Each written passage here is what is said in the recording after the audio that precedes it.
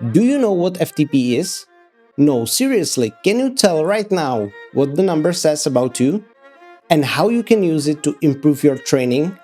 FTP stands for Functional Threshold Power, and you can find an incredible amount of information on this topic online. The problem is, a lot of this information is misleading, or even worse, flat out wrong. So in this video, I'm going to debunk 5 biggest myths that are spread on the topic of FTP. Myth number 1. FTP is your 1 hour power.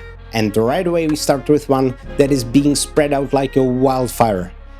No, while FTP can be your 1 hour power, most likely it is not. In fact, if it is your 1 hour power, you are probably one of the best cyclists in the world. But if it is not your 1 hour power, what is it then? In his book Training and Racing with a Power Meter, Dr. Andre Kogan defined FTP as the highest power that the rider can maintain in a quasi-steady state without fatiguing. When power exceeds FTP, fatigue will occur much sooner, generally after approximately 1 hour in well-trained cyclists, whether power just below FTP can be maintained considerably longer. And it is the part in the brackets that in the process of simplification people tend to forget about. In fact, later in the book, Dr. Kogan confirms that FTP is not your 1 hour power, and he even introduces a new metric called time to exhaustion, which represents a duration that every rider can ride at their respective FTP.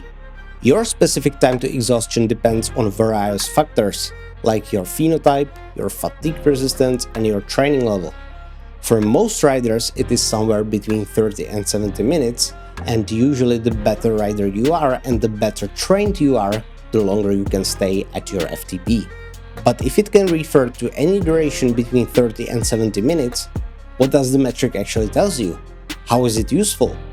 We will explore that next, because the number 2 myth is FTP is an arbitrary number. I've seen so many people online to claim that you shouldn't pay attention to FTP because it doesn't give you any information, that it depends on what training protocol you use and thus is suitable only for progression tracking. Well, that is not true either. It is true that you can get different results from different FTP testing protocols, but that is only testament that the protocols are flawed, not the metric itself. Your true FTP, whether you know it or not, refers to a power that represents a breaking point in your performance, a power above which your body starts to respond differently, thus the name threshold. You are probably familiar with the term lactate threshold, a point at which your body starts to build lactate faster than it is able to clear it. And there are many different thresholds, but they roughly tell the same thing. Cross it, and you will start fatiguing much faster. And it is the same with FTP. So if you know your FTP, it is actually very useful because it can give you an idea at what power you can ride for a long time without reaching into your limited anaerobic reserves for 30, 40, 50 minutes or even longer. Myth number 3. FTP is the ultimate measure of cyclists' performance. And this one actually isn't that much of a fault of people discussing it online, but rather of different cycling platforms that use FTP as your single base performance number, which they use as a reference point to prescribe their workouts of. The problem with FTP is that while it says a lot about your ability to ride around that 1 hour mark, it says almost nothing about what's going to happen if you cross that number. Or, on the other hand, what happens if you want to ride for a really long time. The first thing is influenced by what kind of rider you are, what is your maximal power, and what are your anaerobic reserves. Thus, if you want to efficiently train your VO2 max, you need to have your intervals tailored exactly to your abilities, because if you are using just a flat percentage of your FTP, you might be simultaneously overstressing or understressing your anaerobic systems depending on what kind of rider you are. On the other hand, if you want to go for a really long time under your FTP, that depends on your stamina. Once again, a completely different metric. Number 4. The best way to test FTP is by doing 20-minute test. For those of you who don't know, the test says that you should do 20-minute all-out effort and then take 95% of your average power as your FTP. And you may be wondering, why am I labeling this as a myth if it was Dr. Kogan and Hunter Allen who actually came up with this protocol in the very book I mentioned earlier? Well, yes and no. While they indeed recommended a protocol for a 20-minute all-out test, in no way they claimed it was the best way to test your FTP. Quite contrary, they only claimed it was good enough to come up with some base number. Also, the protocol they shared was quite different to those that people usually use. Their protocol had a 5-minute all-out interval before the 20-minute test.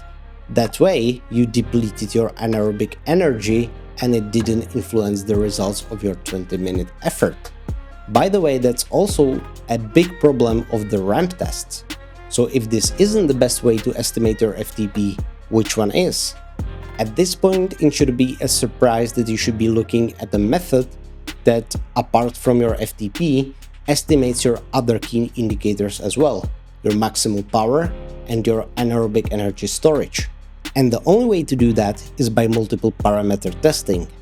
By this, you are giving the model information about your maximal power, your abilities at anaerobic durations, short durations, and your abilities at aerobic and longer durations.